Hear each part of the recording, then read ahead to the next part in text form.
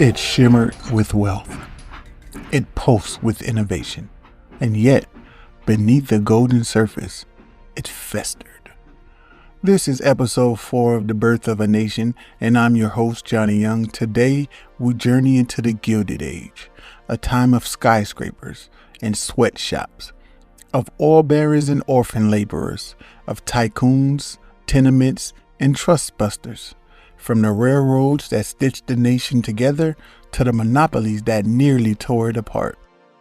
This was a chapter of American history where the stakes were nothing short of the soul of capitalism itself.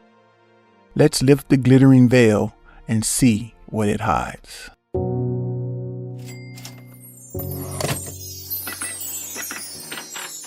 The Gilded Age. The term itself was coined by Mark Twain, not as praise, but as irony, because this was not a golden age, it was a gilded one, a thin layer of glitter masking rot beneath. From the 1870s through the early 1900s, America witnessed the fastest industrial growth the world had ever seen. Steel, oil, coal, and rail transformed the nation into an economic titan. Cities mushroomed upward with skyscrapers and outward with sprawling tenements. The nation's wealth multiplied, but it did not distribute.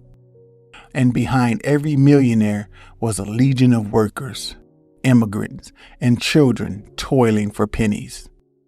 Let's rewind. 1877. The Civil War had ended a decade prior. Reconstruction, once a promise of racial justice, had all but collapsed. Federal troops withdrew from the South. White supremacist groups seized control in the North. Attention shifted to profit. It began in Martinsburg, West Virginia. Railroad workers, furious over repeated wage cuts, walked off the job. The strike spread like wildfire to Baltimore, Chicago, Pittsburgh, St. Louis. Train engines were frozen in place. Rail yards burned. For the first time in U.S. history, a general strike paralyzed commerce. President Rutherford B. Hayes deployed federal troops. Over 100 workers were killed. It was a brutal reminder the government stood with business, not labor. In boardrooms and mansions, the future looked bright. Men like Andrew Carnegie, John D. Rockefeller, and Cornelius Vanderbilt weren't just rich, they were industrial gods. Their wealth built libraries and crushed unions. They donated to churches while children worked 12-hour shifts in their factories. The contradictions were staggering. Andrew Carnegie, a Scottish immigrant turned steel tycoon. Carnegie believed in the gospel of wealth, that the rich had a duty to give back. And he did. He built over 2,500 libraries. But his empire was built on the backs of workers who earned less than $2 a day. In 1892, his steel plant in Homestead, Pennsylvania, became the site of a bloody labor war. Workers went on strike. Private security forces were brought in. Shots were fired. People died. Carnegie was thousands of miles away, playing golf in Scotland. The Gilded Age wasn't just about money. It was about transformation. The light bulb, the telephone, the typewriter. American life was rewired. Immigrants arrived by the millions from Ireland, Italy, Russia, China. They brought dreams. They found squalor. In New York's Lower East Side, more than 250,000 people were crammed into 4 square miles, or tenements. Families of 6 or more shared single rooms. Disease spread. Fires were frequent. Running water was a luxury. Journalist Jacob Riis exposed these conditions in his book, How the Other Half Lives, a photographic indictment of inequality. In Chicago, Jane Addams opened Hull House, a settlement home offering education, health care, and hope to immigrants. She didn't just serve the poor, she lived among them. Addams would become one of the founding mothers of American social work.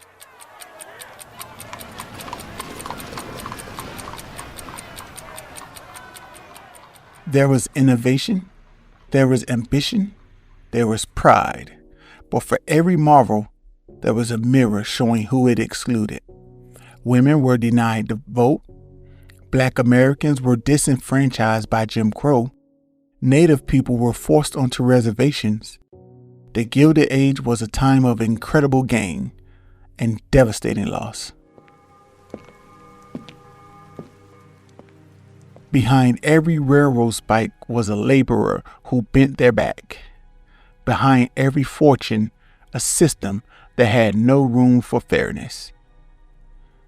The stage was set. The divide was growing. And America was about to learn that glitter could not hold a nation together.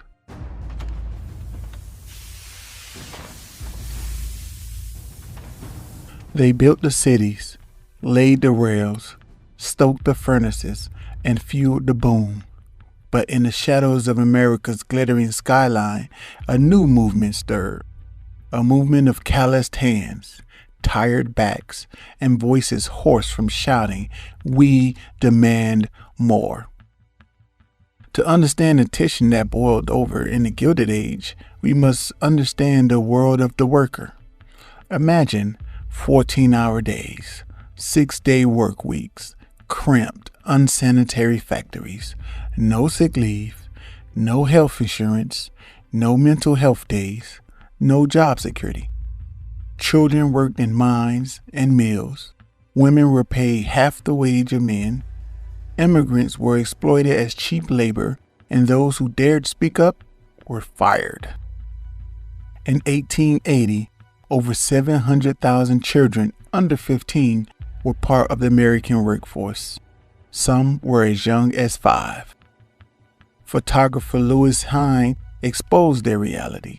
Tiny figures covered in soot and cotton lint, their eyes weary before their time. His images helped spark reform, but not before decades of suffering. But amidst the exploitation, a spark caught fire. Labor organizing. Unions began to rise, demanding fair wages, safe conditions, and dignity. The most powerful of these early efforts, the Knights of Labor. Founded in 1869, the Knights welcomed not just skilled white men, but also women, African Americans, and immigrants. They fought for an 8-hour workday and an end to child labor and equal pay. By the mid-1880s, their ranks swelled to over 700,000 members. And then, everything changed in Chicago.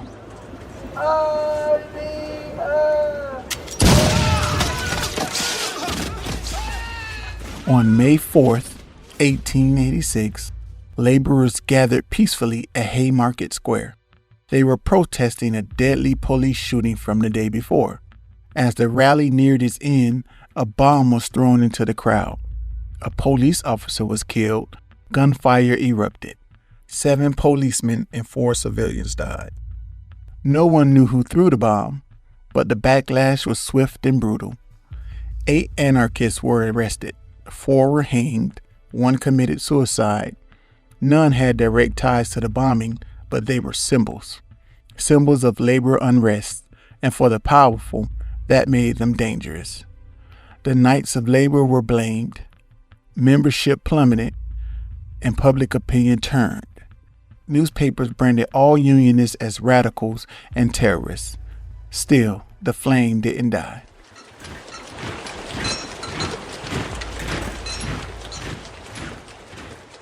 It was supposed to be the crown jewel of industrial peace.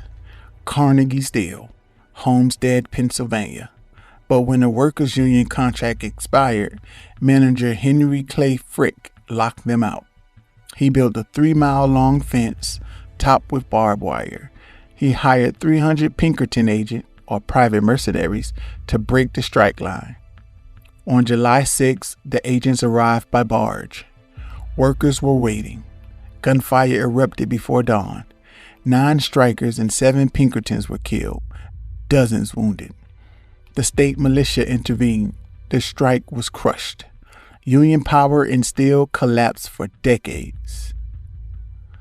Frick was Carnegie's enforcer, known for his ruthlessness. He once said, "We bought the works, we bought the men."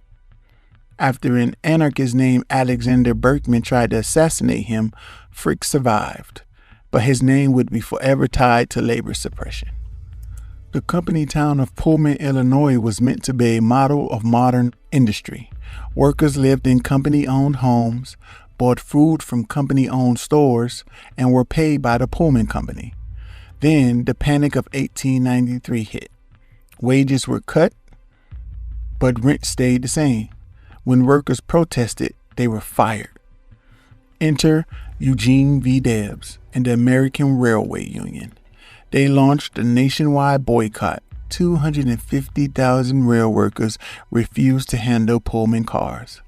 The country's rail system ground to a halt.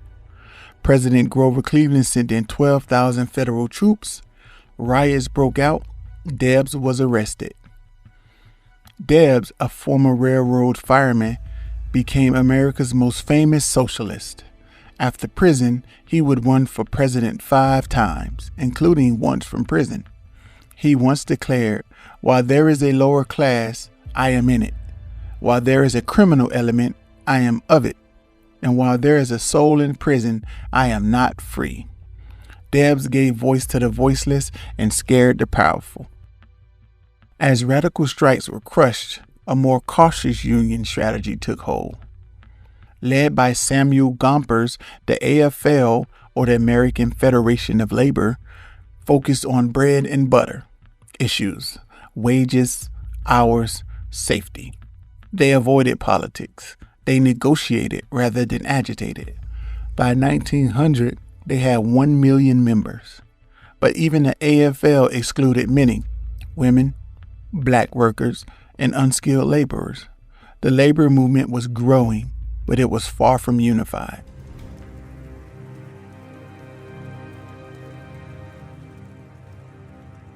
The Gilded Age had created titans and resistance.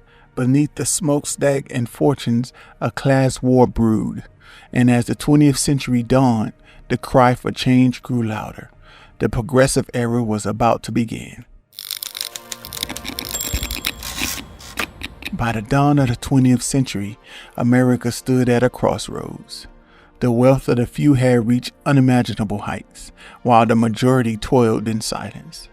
But a new movement surged forward, driven not by profit, but by principle. This was the progressive era, a time when muckrakers wielded pens like swords, when reformers kicked down doors, when the people said enough. Progressivism wasn't a single organization, it was a pulse, a heartbeat of reform echoing from crowded tenements to Ivy League lecture halls. It spanned political ideologies and economic classes. Its core belief that the governments should be used to improve society, and it began with the power of exposure. They were called muckrakers, investigative journalists who dragged corruption into the daylight. Ida Tarbell wrote a scathing expose on Standard Oil, revealing John D. Rockefeller's ruthless monopolistic practices. Her words helped pave the way for antitrust action. Upton Sinclair, In the Jungle, peeled back the meatpacking industry's curtain, exposing contaminated food, abused workers, and filth that horrified the nation.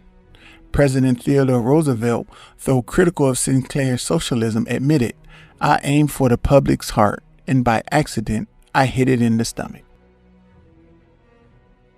Sinclair's book didn't just sell copies, it moved Congress. In 1906, 2 landmark laws were passed, the Meat Inspection Act and the Pure Food and Drug Act, forming the foundation of the modern FDA. Progressivism, it seemed, was working, but cities were drowning in squalor, tenements housed multiple families per room, sewage spilled into the streets, and illness spread like wildfire. Enter Jane Addams, founder of Hull House in Chicago. Her settlement house became a community center, offering education, daycare, medical care, and job training to immigrants and the poor. Adams believed in social justice from the ground up. That dignity began with basic human needs. She would go on to win the Nobel Peace Prize in 1931. Born into wealth, Adams rejected comfort for compassion. She said, "The good we secure for ourselves is precarious and uncertain until it is secure for all of us." Through Hull House, she helped refine the role of women in public life, not as bystanders, but as builders of better communities. Progressivism reached the highest levels of power, and few embodied it like Theodore Roosevelt. He took office in 1901 after President William McKinley was assassinated. At just 42 years old, Roosevelt became the youngest president in American history and arguably the most interjected. He targeted monopolies or trusts that he believed harmed consumers and stifled competition. His administration launched lawsuits against powerful corporations like Northern Securities and Standard Oil. He believed in a square deal, fairness for workers, consumers, and businesses alike. In 1902, Roosevelt used the Sherman Antitrust Act to sue Northern Securities, a powerful railroad trust. The Supreme Court ruled against the company, marking a history for federal regulation over big business. Roosevelt's effort won him public admiration and the wrath of the rich. Beyond economic reform, progressives sought to give power back to the people. They pushed for new tools of direct democracy, initiatives, citizen proposing laws, referendums, public votes on laws, or recalls, the ability to remove corrupt officials from office. They also championed the direct election of U.S. senators, leading to the 17th Amendment in 1913. And they fought for women, not just in charity work, but at the ballot box.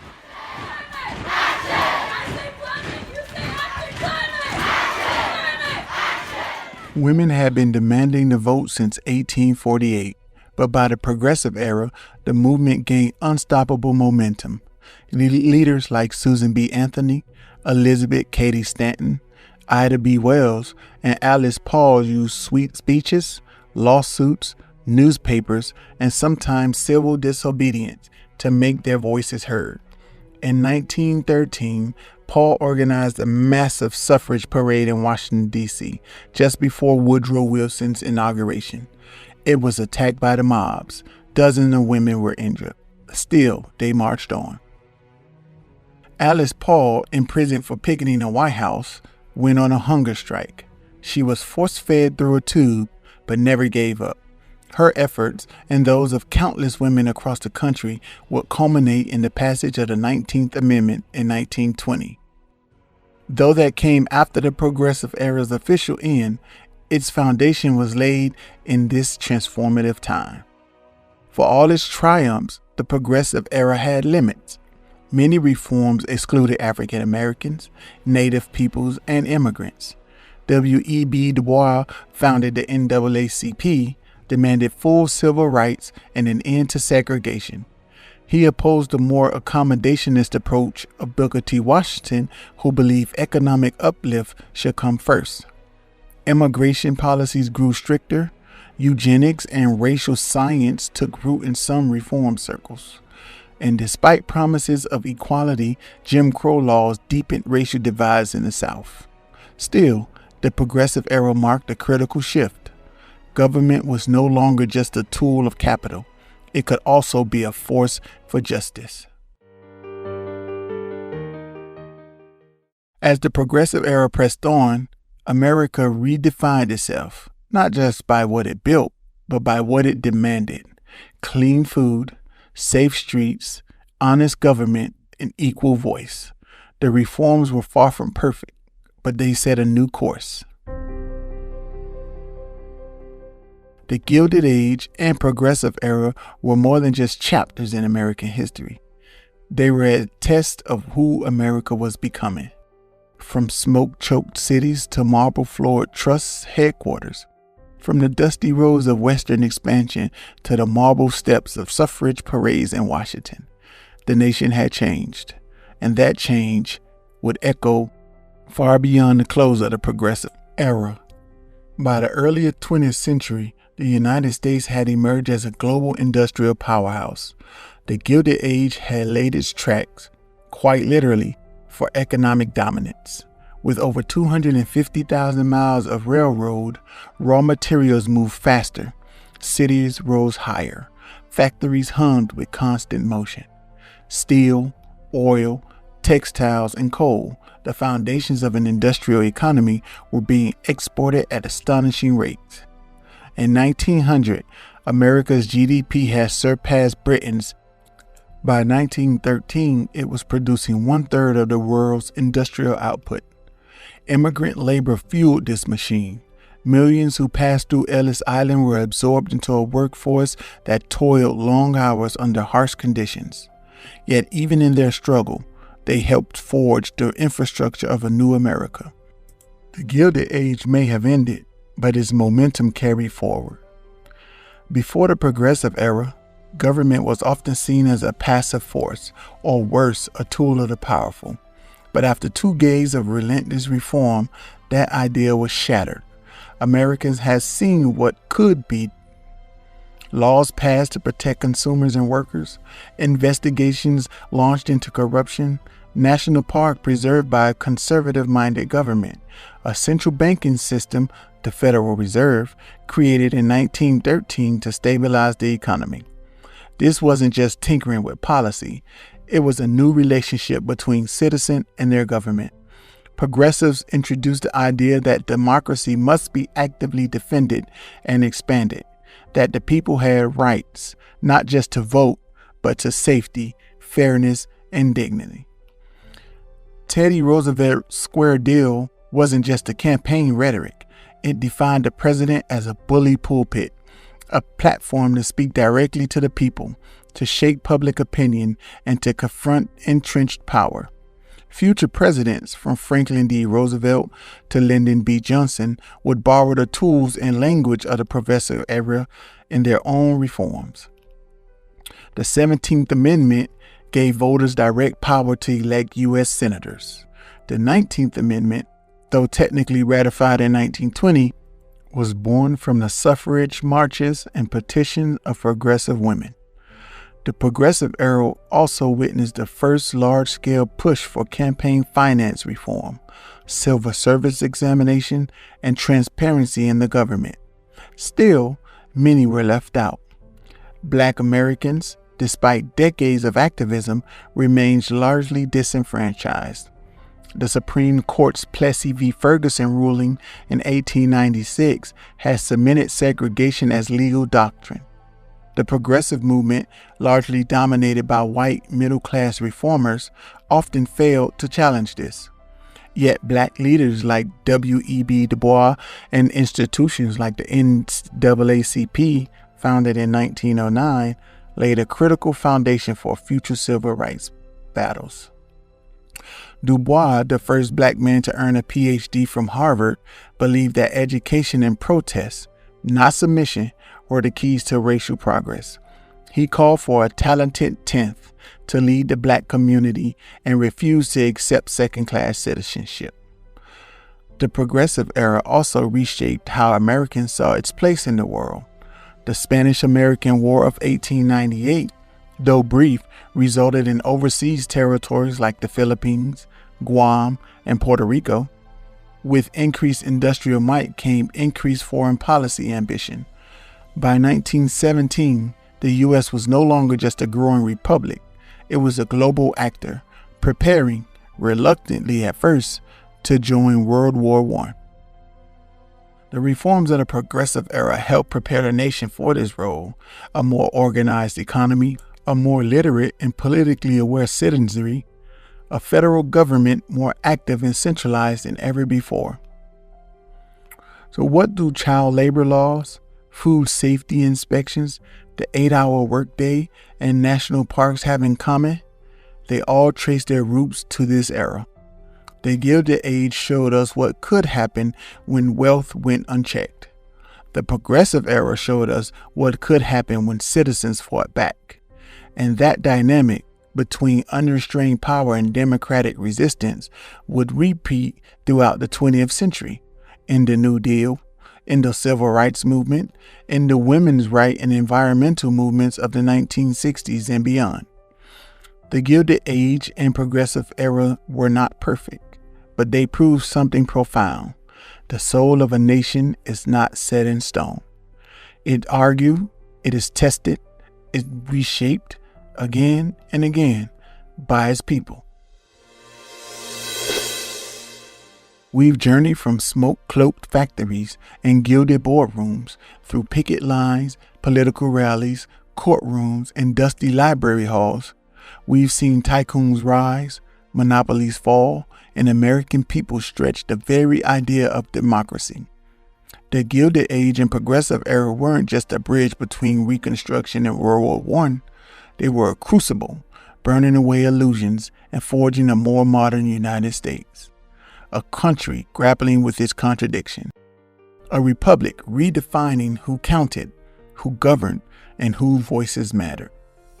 Industrial growth brought prosperity, but also poverty, overcrowding, and pollution. Muckrakers unearthed corporate rot. Journalists exposed child labor and food contamination. The public, long kept in the dark, suddenly had the lantern of investigative truth. We must never forget the cost. Laborers crushed beneath steel beams, immigrants confined in tenements, women dying in sweatshop fires, and Black Americans silenced by segregation and violence. And yet, it was through this adversity that movements formed, voices rose, change took root. In a Manhattan sweatshop, flames spread rapidly. The doors were locked, the stairwells were narrow. 146 workers, mostly young immigrant women, perished. The public outcry was immediate. Labor laws were reformed, safety codes enforced. The fire was tragic, but its ashes birthed new protections. Born into slavery, Ida B. Wells became one of the fiercest voices for racial justice. She investigated and exposed lynchings across the South, challenging the false narratives used to justify racial terror. With pen in hand, she wrote, "The way to right wrongs is to turn the light of truth upon them." Her journalism was fearless, her legacy foundational. By 1917, women were organizing in cities and small towns alike, lobbying, picketing, and marching for the vote. Though victory wouldn't come until 1920, the Progressive Era laid the tracks. The legacy of the Progressive Era wasn't just what changed, it was how Americans imagined change. For the first time, many believed the government could and should act as a referee, not a bystander. Food safety, workers' rights, economic fairness, these weren't fringe ideas anymore. They became part of the national conscience. Even the most cynical Americans began asking, if not the people, then who governs the country?